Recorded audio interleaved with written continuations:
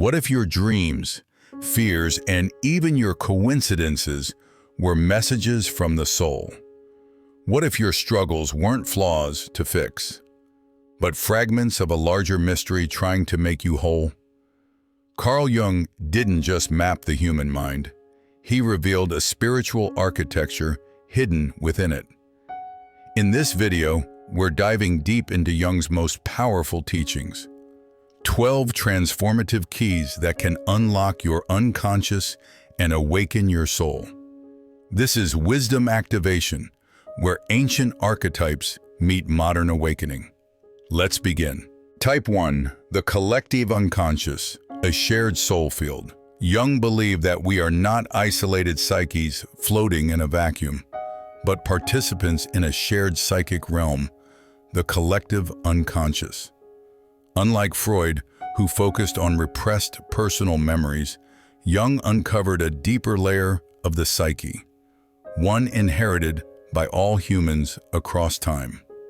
This realm is populated by archetypes, universal symbols, patterns, and energies that transcend culture and language.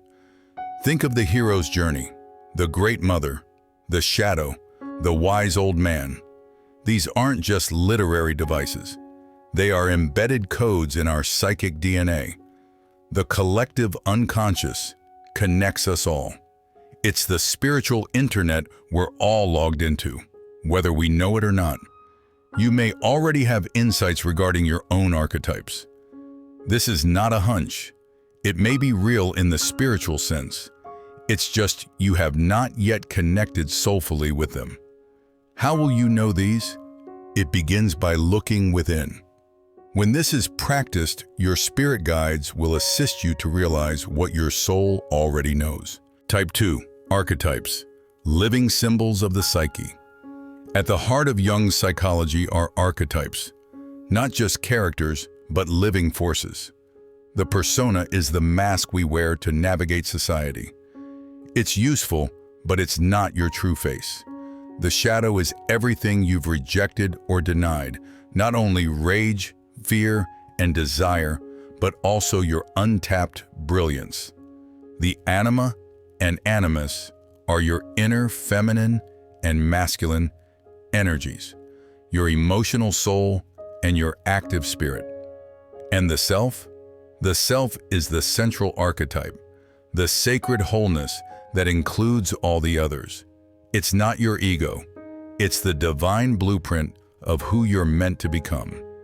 These archetypes don't just show up in dreams or fairy tales. They shape your choices, your relationships, and your destiny. Here, your soul is provided with powerful energies that, through love and light, are with you on your soul's journey to guide, encourage, and impart with you their strength and wisdom. Type 3. Psychological types, inner wiring of the psyche. Jung developed a revolutionary typology that later inspired the Myers-Briggs system, but his original vision was far deeper. First, we have introversion and extroversion, not just social preferences, but fundamental orientations to energy. Introverts draw energy inward, seeking reflection and depth. Extroverts draw energy outward, seeking connection and activity. Then come the 4 functions of consciousness. Thinking, guided by logic and structure. Feeling, guided by value and harmony. Sensation, rooted in the concrete and tangible. Intuition, attuned to patterns and possibilities. Each person leads with one, struggles with another, and grows by integrating the full spectrum. This system is not about labels, it's about balance. At the moment you encounter these functions, something within, perhaps a subtle shift in awareness, may stir, resonating with the one that most closely mirrors your own inner orientation. You may already recognize aspects of yourself in one or more of these functions. Through attunement to the self, the deeper, guiding center of your psyche, you will intuitively sense which functions are active within you as you move through the challenges and transformations of life. Type 4. Individuation, the sacred journey to wholeness. For Jung, the purpose of life is not success, perfection, or even happiness. It is individuation. Individuation is the inner process of becoming whole by integrating all aspects of the psyche, conscious and unconscious, light and shadow, masculine and feminine. It means dismantling the persona, confronting the shadow, reconciling the anima or animus, and aligning with the self. This journey isn't linear. It's symbolic, alchemical, and deeply personal. And it's the real meaning behind every myth, every initiation, every spiritual awakening. Individuation is the soul's unfolding, the path to your truest self. As a child of spirit, your individuation is unfolding every second of every day, and for most, unconsciously. Knowing your soul contract, how each of your spirit guides work for and with you, your growth and soul development align naturally with your soul's purpose. Type 5. Shadow work. Reclaiming your rejected self. The shadow is the most feared and most liberating aspect of Jungian psychology. It includes every trait you disown: jealousy, aggression, selfishness, but also confidence, sensuality, and genius. When you deny the shadow, you don't eliminate it. You project it onto your enemies, your family, your world.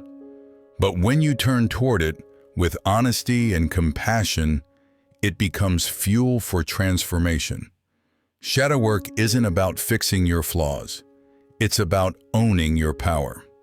Shadow work is the process of bringing light to the unconscious. By acknowledging your hidden fears and patterns, you allow the soul to integrate these energies, lessening their grip and empowering you to live from your authentic self. Type 6. Anima and animus, inner marriage. Jung believed that every psyche is androgynous in nature. Men carry an anima, their inner feminine. Women carry an animus, their inner masculine. These aren't about gender identity. They are symbolic polarities that must be harmonized. An unintegrated anima may lead a man into moodiness or idealized love. A wounded animus may push a woman toward rigidity or argument. But when integrated, they create inner union, a sacred marriage that allows creativity, intuition, and authenticity to flourish. True maturity arises from inner wholeness, not from seeking completion in others. At times, you may feel unclear about which aspect of the psyche is leading. It's not about one part being more important than another, but about recognizing their distinct qualities. This awareness deepens your understanding of how you relate to yourself and others in everyday life. Type 7. The self, center of the psyche. The self is not the ego. It is the divine totality of who you are, extending far beyond conscious comprehension. It holds all opposites within, light and dark, known and unknown, mortal and eternal, human and divine. Jung saw the self as the central archetype, the organizing principle of the psyche, often revealing itself through mandalas, sacred geometry, or dream symbols of wholeness. It is not something you create. It is something you remember. Eckhart Tolle echoes this insight in his teachings on presence. Where the ego clings to identity and separation, the self, like Tolle's concept of being, is rooted in presence, stillness, and unity. Tolle reminds us that beneath thought and form lies an essence that is untouched by time or narrative. This is the same essence Jung called the self, your inner source, untouched by ego's drama. Unlike the ego, which seeks control, validation, and survival, the self seeks coherence, integration, and authenticity. It is your true compass, your higher self, your soul, and it is always calling you home to presence, wholeness, and peace. Type 8. Dream analysis. The soul speaks in symbols.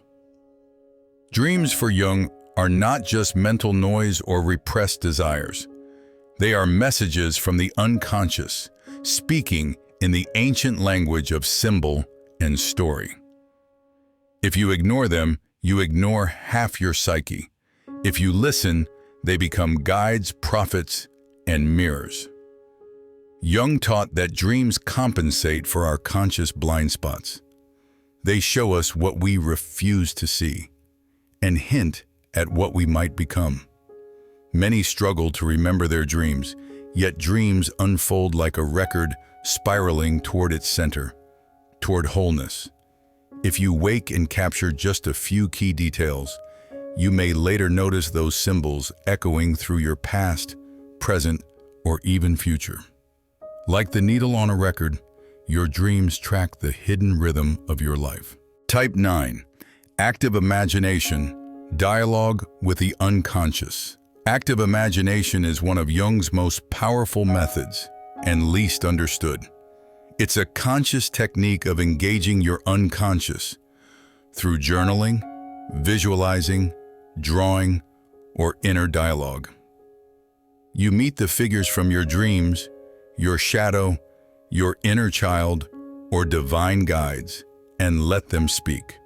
This process bypasses logic and awakens intuition. It's not fantasy, it's a conversation with your soul. Your soul is always ready to express its intuitive connection to Source. Through this inner alignment, you open a channel to communicate directly with your spirit guides, forming a deeper union than simply reacting to life. This is the expression of your true essence, the part of you that is both uniquely you and inseparably connected to all. As Eckhart Tolle might say, it is the emergence of the conscious self, awareness beyond the mind, rooted in presence. Type 10. Alchemy, the metaphor of transformation. Jung's profound study of alchemy uncovered it not as a primitive science, but as a symbolic language of the soul. The alchemist's search for gold was never just physical, it was spiritual. It represented the quest for wholeness, the transmutation of the fragmented self into the unified self. Each stage of the magnum opus mirrors a deep inner process. Nigredo, the dark night of the soul, ego dissolution, the necessary chaos before change. Albedo, purification, the emergence of insight and discernment. Synchronicities, the dawning of spiritual consciousness, awakening clarity. Rubedo, the integration of opposites, the rebirth of the true self. But this journey is not isolated. It is intricately linked with the 7 Hermetic principles, teachings attributed to Hermes Trismegistus, the syncretic embodiment of the Egyptian god Thoth and the Greek Hermes. These principles form the metaphysical scaffolding of alchemical transformation. The principles of mentalism, correspondence, vibration, polarity, rhythm of cause and effect, and the principle of gender. Alchemy, when seen through Jung's lens, is not just mysticism or metaphor. It is a map of individuation. The fusion of the Hermetic tradition with depth psychology reminds us that the soul's journey is both ancient and eternal. Transformation is not about becoming something new, but remembering what you have always been. Type 11. Synchronicity, meaning beyond causality. Jung coined the term synchronicity to describe meaningful coincidences that defy logic and linear cause. You think of a long-lost friend, and they call you out of nowhere. You have a dream of drowning, and the next day face an emotional crisis. These events are not random. They are the psyche's way of revealing its deeper logic, a non-causal connection rooted in meaning, not mechanics. Jung believed synchronicity pointed to a psychoid realm where mind and matter intersect. It's a gentle reminder. The universe is not a machine. It's an oracle. You've likely noticed moments of synchronicity throughout your day, subtle patterns, meaningful coincidences that seem to defy logic. But in the noise of daily life, they're often dismissed as random chance. Jung taught that there are no true coincidences, only meaningful alignments between the inner world and outer events. These occurrences reflect your unconscious self, guiding you along your life path. When you're attuned to your higher self, synchronicities become signposts, revealing that your psyche and the cosmos are moving in harmony. Lastly, Jung taught that when opposing forces in the psyche collide, something new is born. This is the transcendent function, a unifying energy that resolves inner conflict by creating a third path.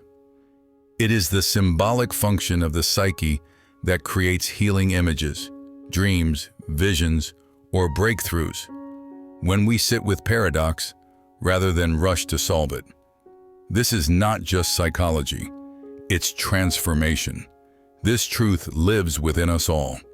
You hold the innate power to return, not forward, but inward, to your original state of wholeness, a place beyond time, before identity. Here, you are not separate from the self, but fully aligned with it. As Jung spoke of individuation, the unfolding of the true self. As Tolle reminds us, presence is the gateway to being. As the mystics say, Tat Tvam Asi, you are that. And as the Hermeticists taught, the all is within the all. This is not becoming something new. It is the sacred remembering of what you have always been. A divine union where intuition flows, fragmentation dissolves, and your essence moves in harmony with the source. In closing, Jung's teachings are not dry theories. They are living myths, spiritual technologies, and mirrors for the soul. They challenge you to go inward, to confront what is hidden, and to reclaim what is holy. So, which of these 12 Jungian insights speaks to your journey right now? Please respond to Wisdom Activation in the comments below to allow us to connect with your soul's desire to know more, feel more, and engage more in line with your life's purpose. Let's activate wisdom together. If this video stirred something deep, please like, subscribe, and share. More awakenings await. This is Wisdom Activation, and your psyche is sacred ground.